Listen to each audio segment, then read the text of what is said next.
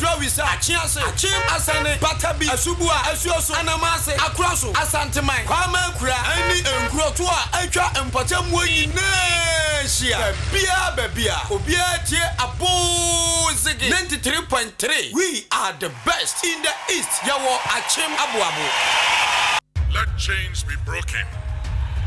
Let yokes be destroyed.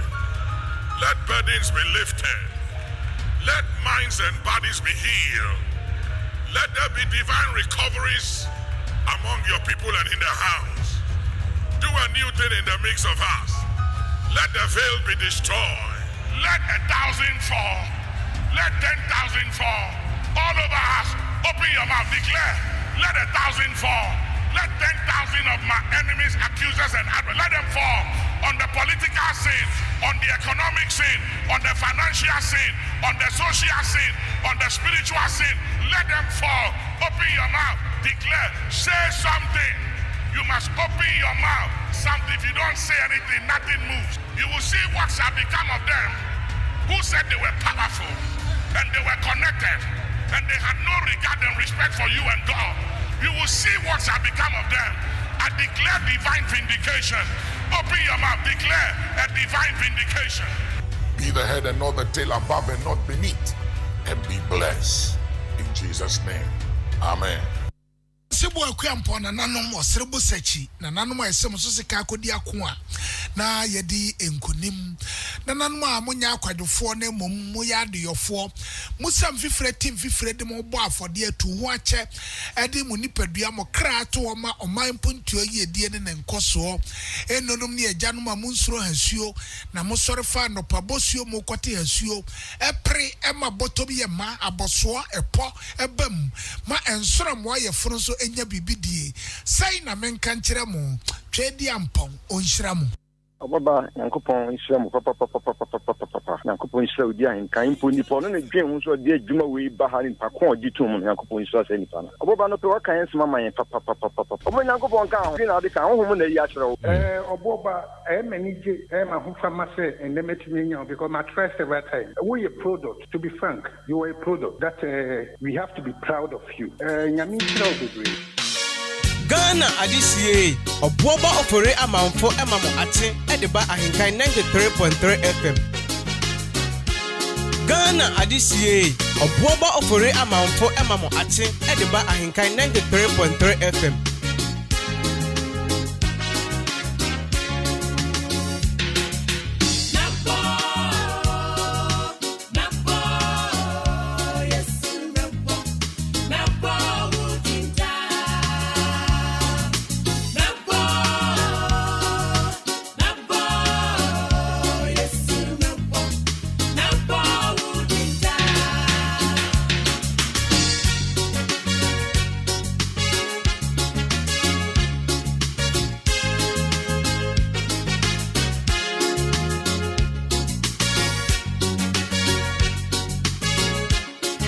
AHENKAN FM.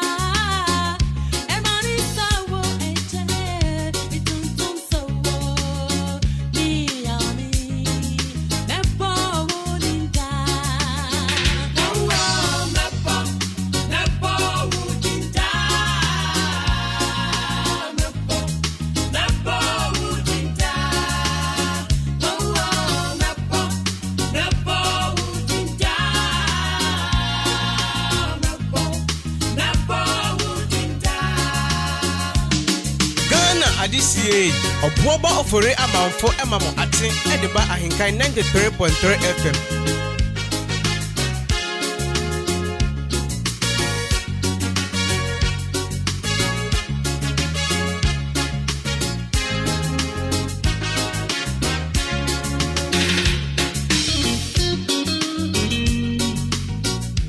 Adisiye, Obuoba Ofori Amanfo Emamo Ate, Ediba AHENKAN933FM.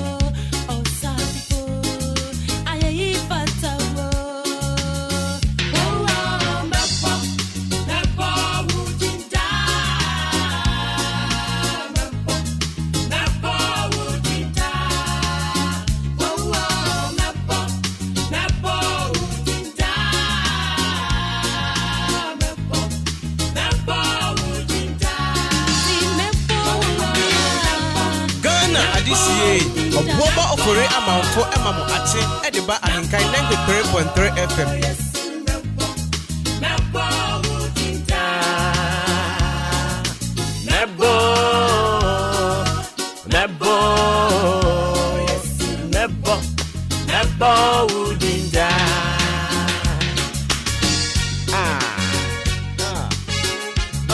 Adisiye, Obuoba Ofori Amanfo Emamo Ate, Ediba AHENKAN933FM.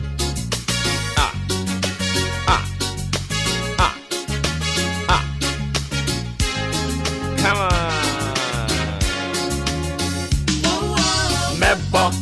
Mebo Udinda. Mebo Udinda. Oh, Mebo Udinda. Mebo Udinda.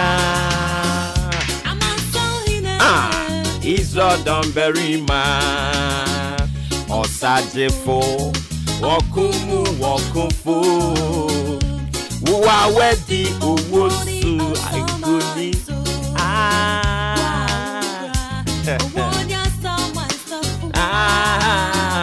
Emnani Sewo Eji Etuntrum Sewo Niyamie Mebo Udinda Izo Domberima Osajefo Okumu Wokufu Asamanso Wawukra Owoni Asamanso Safwa Emrani Sewo Eji Etuntrum Sewo Elementu Come on Mebo Udinda. Mebo Udinda.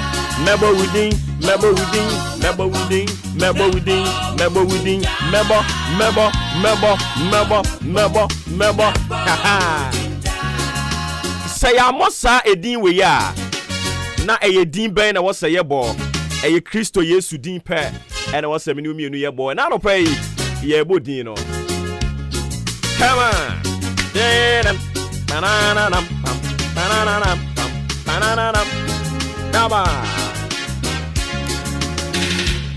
And only you more a free. The ever gorgeous, the ever beautiful daughters of glorious Jesus. I don't pray. Yes, you did, and I be bo. It's said Dino and a to me a woman. Or they osoro any asase su to me nyinada. E de asesa edin no ase. E don't say ye bodin Jesus no a. Nia oda ohawo, nia oda amane, nia otunani a ento obi anim no. onya anidasoɔ san sɛ edin Jesus no wɔde tumi de awuram a sɛ yɛbɔ saa din no a ɛnsɛnkyerɛnne si sɛ yɛbɔ saa din no a adansedie si anɔpɔ yi medɔfo megyiri sɛ apombɔkɔ deɛ adom no adɔɔso yɛn nso yɛn ho yɛ sima no aduasa ɛnwɔtwe ɛna abɔ apa no pa no nsia ɛho megyiri sɛ saa berɛ yi sɛ wonya nsɔre yɛ a yɛgu so a yɛgyegye wo taataa ahobraseɛ mu nana sɔre ma me yɛse sɛ anoma wantu a obu ada ɛno nti ɛnɛ anɔpɛ yi mepakyɛw wada kakrɛyɛ hwɛ twe a wɔtwe ne mu nya botrɛ ahobraseɛ sɔre mepakyɛw sɔre ma me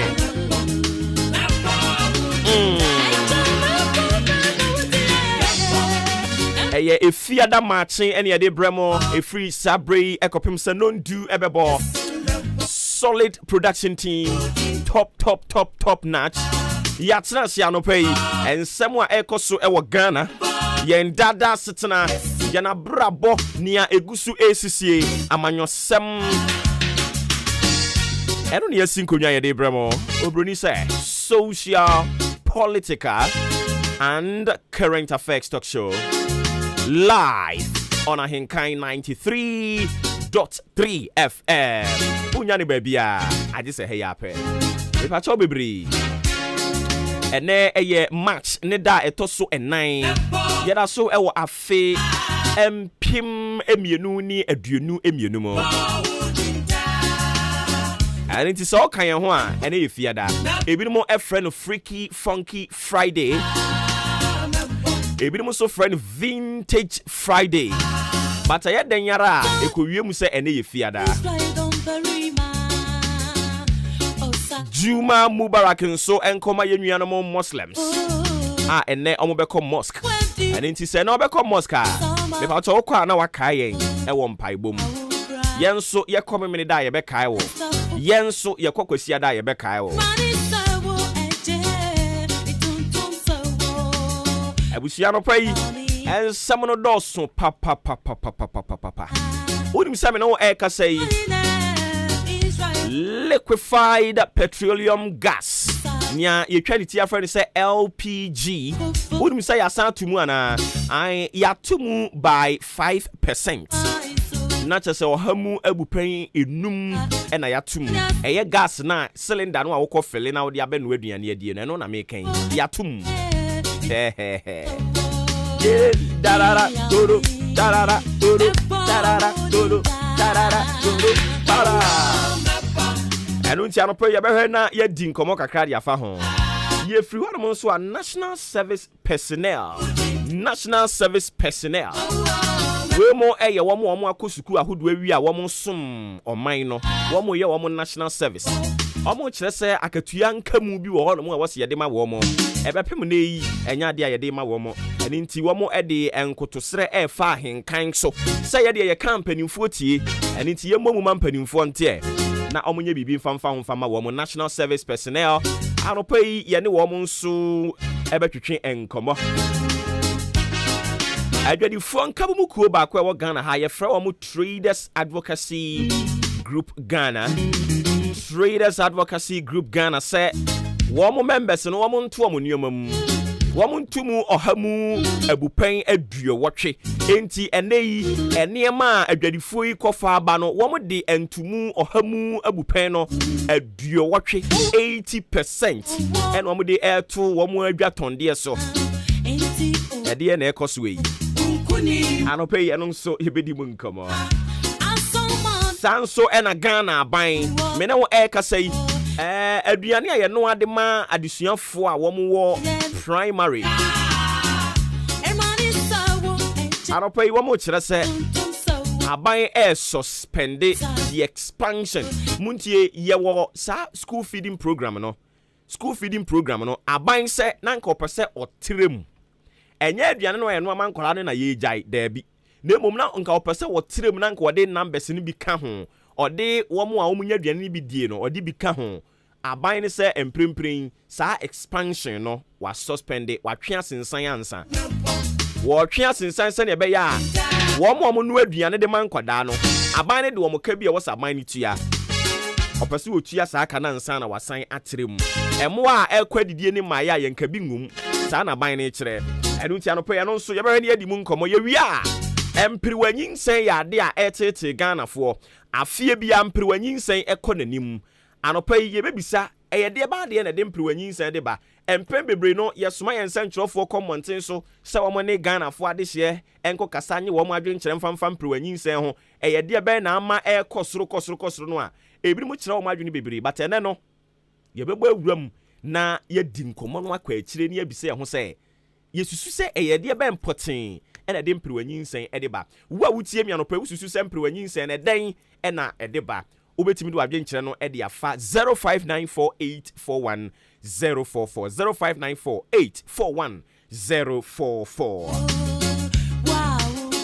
Ghana Water Company Limited say oko some part of Accra near your friend say water rationing eyabrofo water rationing ni nyina ne say ensuo no yebu ne toto nti ebia aboabofo yebebu ensuo no amamo anopa yi awia na yatum de anim na yabia senefo de ama wo mo eno na obroni friend say water rationing na Ministry of Water and Sanitation empanimfo de abetu dwa kire say galamsey no ekoso no ka ho bi ena ama na water rationing ekoso some part of Accra Western region so ade a water rationing ekoso ewo ho anopa ye bebisa minum mienu say galamsey no a indiscriminately ye tutuo no say ye nyae ni mprempren na ye de ya amanyosem ye ka galamsey asempe ubonsa amanyosem na abo awuram party A for say yen ye ba ye be momatu party B for say yen tiase abusua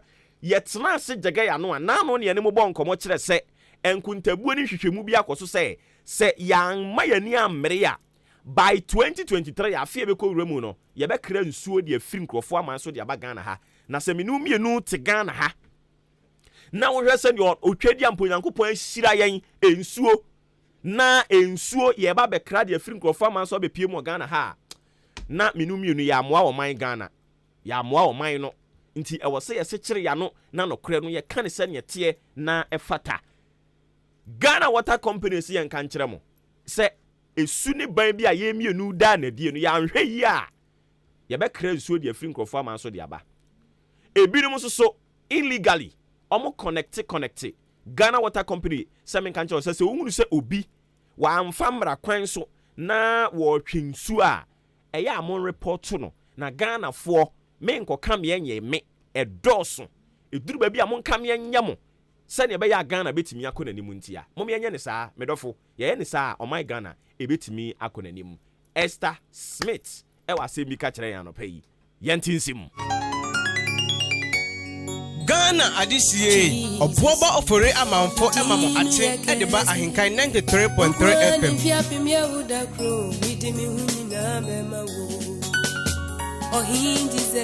AHENKAN FM Ukwane mfiape myahuda kro midimi hunyina bema wo Onyami benkra notisewo Onyami benyo Utumisu Wado yesu Unimya yama umanyina Unimya yama mio Unimya yama obibiara Metime ya jero Ukwana ukaza mapazo chiyedi Fiape mya wodakro Dakro suya fiape mo Midimi hunina bemango Ukwana ukaza mapazo chiyedi Fiape mya wodakro Dakro suya fiape mo Midimi hunina bemango Onyami beni Debia oyadi fufro Nado yesu mane matodo Nitumisu Onyami beni Debia oyadi fufro Debia nado ya dosu mane matodo Radio papa Thank you. Onimye yamawo Sina China Onimye yamani menina Onimye yamawo Onimye yamamiso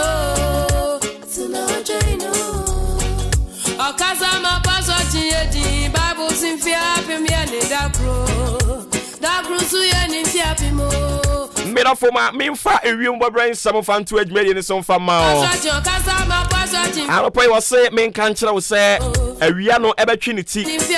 Now a Riano Trinity kakra. Ye drew a real bremoa.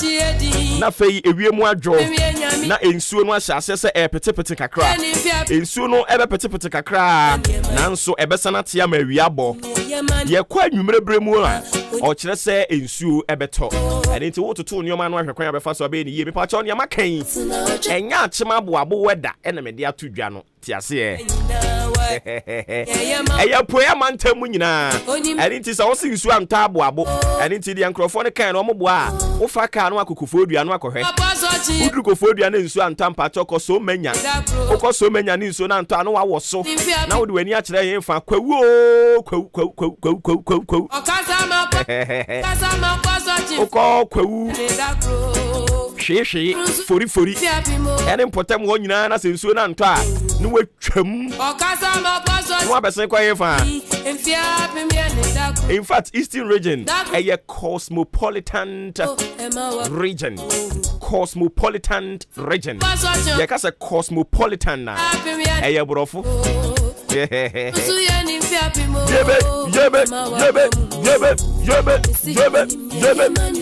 yame pa chire nyina ne say afrafra ye nse da ni one tribe and I say ethnic group a woman no a dominating region no there be ye ni kwafu kakra krobofo kakra egbefo kakra achimfo kakra mampusifo kakra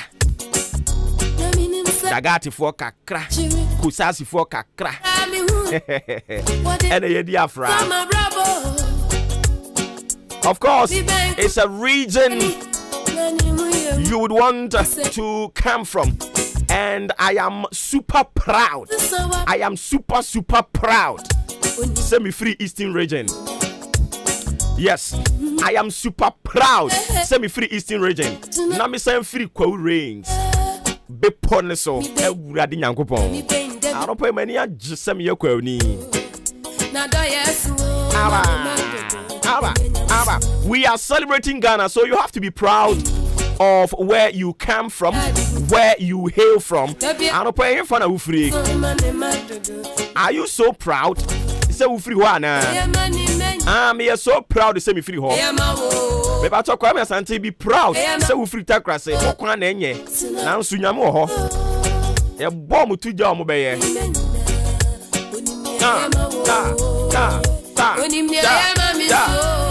just be super proud. Maybe a free no be proud of it. Nyame no Ukrainian wo unni hu nimde. You have no idea why Anyankopon ye say baby a free na ho no do be free. Owo botaye nti no do free ho no mo. Nyankopon obotaye nti o do beto Ghana. Owo botaye nti asa abusua no do koto mu. Eni nti ma wani nye se ofiri sa abusua ni mo. Enkrofo bi to nyom say ma wani nye se ofiri Ghana. Ma wani nye se wo ye Ghana ni ba. So ka sa anyom no. Obu on ma ya na wanye proud. Baby a free onye proud na ni nye say ho no mu no free nti wo bisa na say ebi mu kura asesa sesa wo mudin wasesa ni din enkrofobia na minimo ye frɛ baako barikisu sese wo so de Sandra wo yare da grusu ye ni fiapimo barikisu wo so unni barikisu hwɛ barikisu din de nyankopon no nim die nti a o ma wo free sa part of Ghana. Just be proud of where you come from.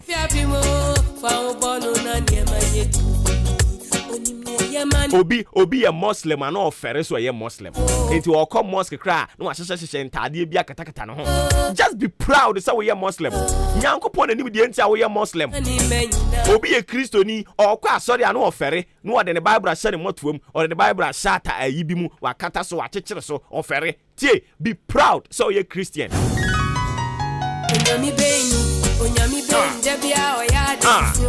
Onyami de bia oyade foforo. Ene baby o de fire no. Untumi predicting Nyankopon da.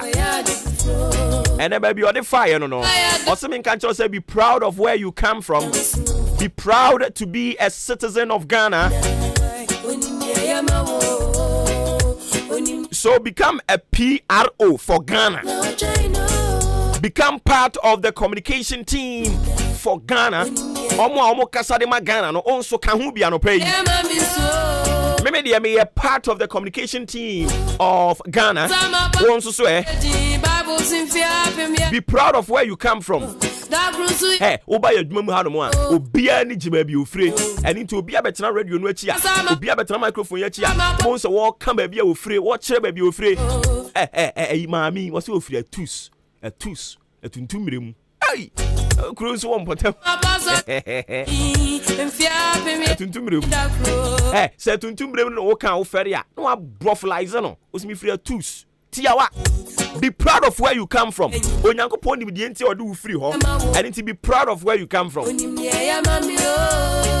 some trofo wo Ghana nyina first no bia nkire ba bia wo free. Odi ankan kwa me yebo a pe en odi kan hyase so ya chima boabo ni ene enam odi ankan so aboabo meme makure mu odi ankan daroma na mate aboabo nka dadadadada odi ankan ehye sa campaign wase o hye sa crusade na se okotena radio na ti a waka achimkwana na menumbre mu okan sa mefira chima aboabo boga okan ene ensemtrofo aka nyina esua ebia se yenum nyina yesua ya obi a kire ba bia wo free no. Be proud of where you come from. Okasa ma paso tiedi enfia pemia ne dakro su ye untumi enkyerechire mu die ntie Nyankopon de wo be free ha ono no nim botaye ntie ode wo be free ha he wo ye Muslim wo ye northerner ma wani nyi se wo ye northerner wo Nyankopon no nim die ntie ode wo kopie soro ho wo free ase ha nso nyame na nim die ntie ode wo be pie ha. And need to be proud of your ethnic group. Be proud of your tribe. Be proud of your country. Be proud. So what I say? Mawaninye. Kwa wo ho. Ah me ye kwani hwe. Otobrosi kwani abrante te se me. Ye kwani. Ah kwafu wo krom. Wo su nya kwanya wo ya chimni a. Manipa hunu so ofri achem. Emra mi hunu. No betumi aya no no. Wo ya igbeni mu ani nyi so ya igbeni efo mu ani nye eduru bi a wo fra radio so anu aka wo kasa ne kakra so what you say nodina wo so kan wo de ne kakra sa languages ya e vary no eno na ye nyina ye ka bo mu ani aye Ghana for and into we are one people ye nyina ye nipa ba ko pe say ye twa menye ni se ye twa kwawuni ho a ye be hunu moja tuntum ye twa achimni nya ho a ye be hunu moja kokko da bi ye nyina ye twa ye ho ye be hunu moja ba ko pe it's a one people one nation one goal. So what you say? Be proud of where you come from. Ufre kurase kura unya kwenya no manipa hunu ba bia ufre ye di free kurase ko bi kurum kwa ko he masa wa uduru okra wisane form we are Easter ibebe next month omu nyina be ko ho kwa afie we etuatua lai ye be kodi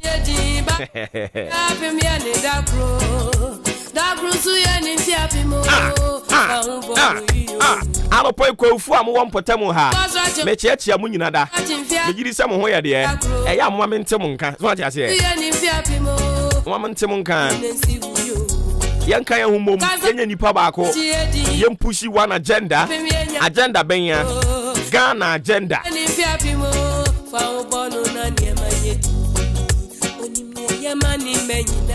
obi nodna otimi bedi mampani mane ye enti mo amokasa na mo bo mo hwini bebrebe no munyai ya wo Ghana mantimu eno obofo no obae ne se me nka nkire wu pen o se ene on kan nkire wu bedi ye obenya nkwa be sei ne ye kan eno kra chen kwaje no anopai obofo no obae no ne odinam no o se be proud of where you come from. Be proud. Take delight from where you come from. Mawaninye. Abusuano wu free mu no Nyankopon nim say odo beto abusuani mu a through you no oba be break it through abusia no oba be break it through abusia ni mu. There are some certain barriers nyankopon be fa wo so break ni nyina abusia ni mu and nti no do oba be pie sa abusia ni mu and nti wo free despite abusia mu a enye wo ho me free despite abusia mu opre Kofi Kinata to no nyom o se opre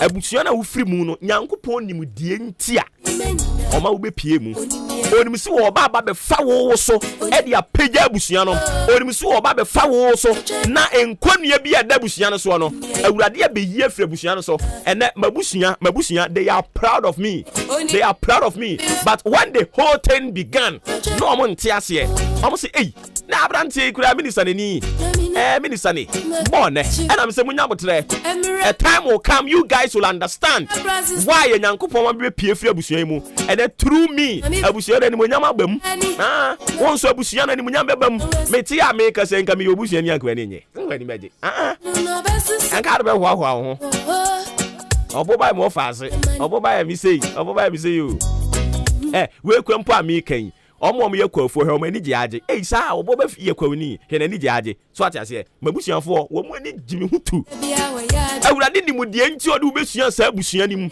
so atiase say you have a certain responsibility to undertake in the family. God through you is going to transform the family.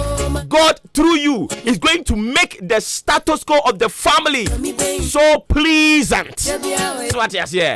Awurade be fa so na wasesa abusua no abusua bi ho mani monyam nim awurade be fa one person so enu ntiro do be pia abusua ni mu wo ba be fa sa nipa ne so amani monyam abusua ni mu ene odi ayenkan abusuafo nyina obu akwa woni me ba bia da ezo otimi ka say odi ayenkan ni ne ko school oboa odi ayenkan efiri aboabo nko an no aboabofo kwa ba bia they are so proud omani age enti eduru ba bi na abrabo ni mu ya de wo ba bi onenam no a ufiri he osimi firi aboabo hefa odi ayenkan krom yes okay